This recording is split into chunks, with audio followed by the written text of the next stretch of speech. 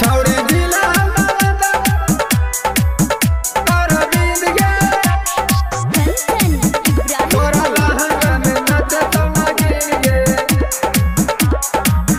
छौड़ी एक दू बहकौ तीन गे छौड़ी एक दू बहकौ तीन गे तोरा लहंगा में घुसतौ मशीन गे तोरा लहंगा में घुसतौ मशीन गे छौड़ी जिला नालंदा घर बीत गे तोरा लहंगा में नचतौ नागिन गे तोरा लहंगा में नचतौ नागिन गे छौड़ी जिला नालंदा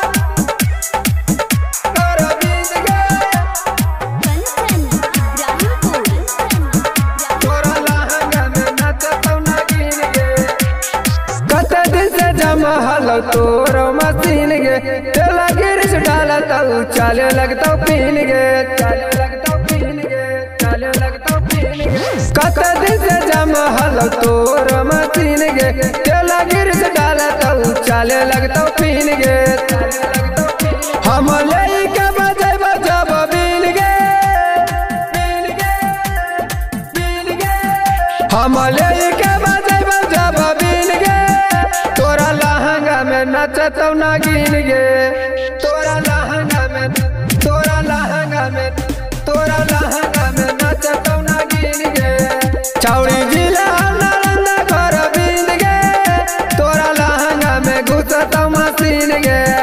तोरा लहंगा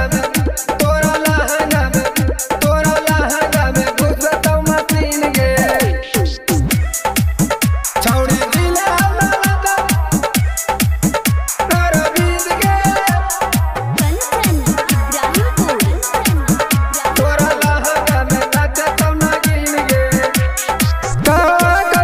लाल बात करिया किन गे सुमन छोटू साथे घुमा की पीन गे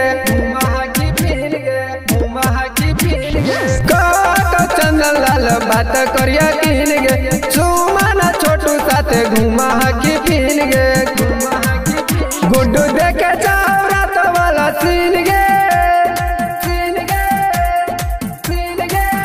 गुड्डू देखे जाओ रात वाला सीन गे तोरा लहंगा में घुसतौ मशीन गे तोरा लहंगा